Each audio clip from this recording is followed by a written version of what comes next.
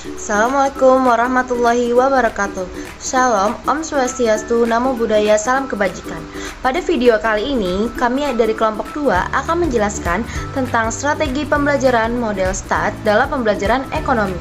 Sebelumnya, izinkan saya untuk memperkenalkan anggota kelompok 2, yakni yang pertama ada saya sendiri, Elsha Joana Putri, yang kedua, Geresia, yang ketiga, Indi Firdausi, yang keempat, Lia Anggre Yeni, dan yang terakhir adalah Siti Hodijah. Kita langsung masuk pada materi yang pertama, yakni pengertian dari model pembelajaran kooperatif STAT atau Student Team Achievement Divisions. Menurut pendapat Slavin, pembelajaran STAT merupakan model pembelajaran tipe kooperatif. Guru membagi siswanya menjadi beberapa kelompok yang terdiri dari 4-5 orang dan juga terdiri dari laki-laki ataupun perempuan yang memiliki kemampuan berbeda-beda. Selain itu, pendapat dari Trianto, pembelajaran STAT ialah salah satu tipe model pembelajaran kooperatif dengan menggunakan kelompok kecil dengan jumlah anggota setiap kelompok 4-5 peserta didik yang terdiri atas berbagai unsur yang berbeda, sifat, serta berlainan jenis. Pembelajaran kooperatif tipe STAT ini bekerja dalam kelompok sehingga siswa dapat menumbuhkan kemauan kerjasama, berpikir kritis, termotivasi, serta bertanggung jawab terhadap kelompok. Siswa memiliki kemampuan untuk membantu teman dan terhadap dirinya sendiri.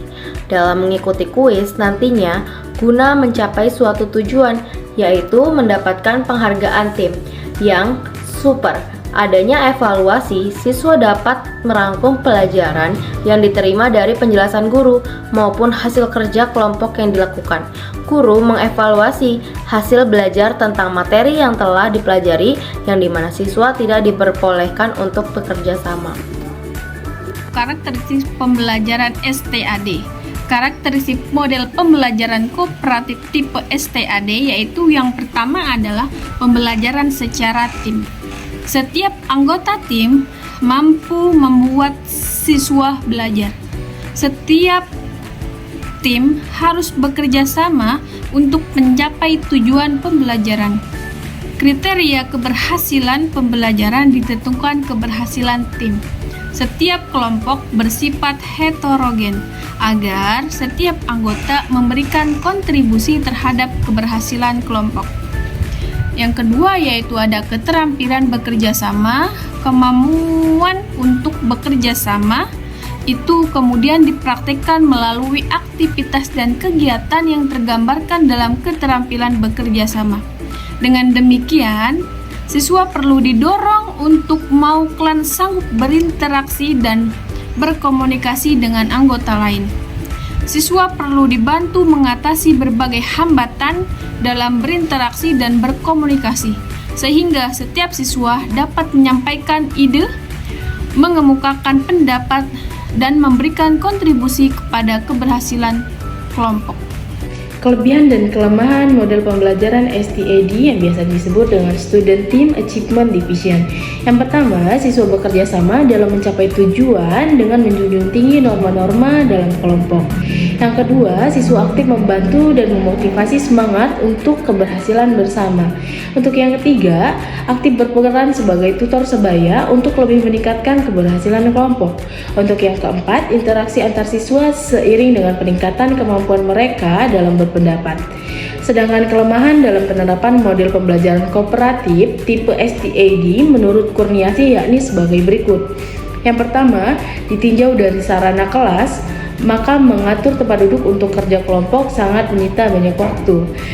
Hal ini biasanya disebabkan belum tersedianya ruangan-ruangan khusus yang memungkinkan secara langsung dapat digunakan untuk belajar kelompok.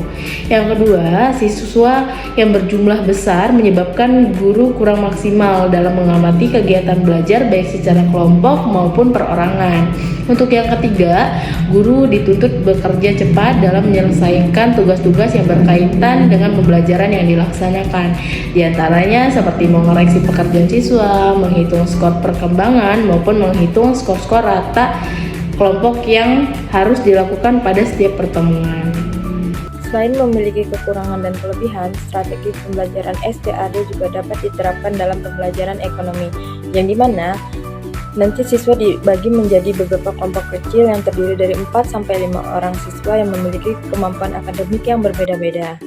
Setelah membagi menjadi beberapa kelompok, guru dapat memberi materi ekonomi seperti permintaan dan penawaran dengan menggunakan alat bantu visual atau grafik untuk memperjelas pemahaman siswa.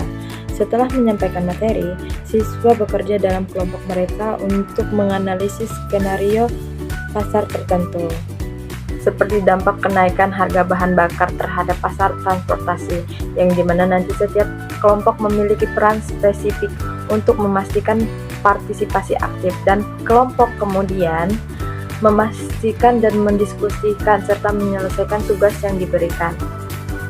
Setelah mengerjakan tugas kelompok, siswa mengerjakan kuis secara individu, yang dimana untuk menilai pemahaman mereka terhadap materi yang telah disampaikan atau dipelajari. Dan kemudian, nilai individu dari setiap anggota kelompok akan diakumulasi dan dirata-ratakan untuk menghasilkan skor kelompok. Kelompok dengan skor tertinggi atau peningkatan skor terbesar dibandingkan dengan tes sebelumnya, maka akan diberikan penghargaan seperti sertifikat atau poin tambahan untuk meningkatkan motivasi.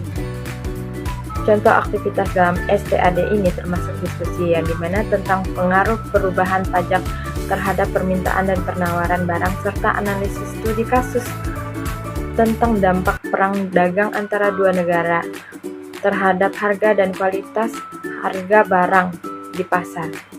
Dengan ini, siswa dapat lebih memahami konsep ekonomi melalui kerjasama dan diskusi yang interaktif. Perbedaan pembelajaran STAD dengan pembelajaran tradisional. Pembelajaran STAD atau Students Team Achievement Divisions dan pembelajaran tradisional memiliki beberapa perbedaan utama. Berikut adalah perbedaannya.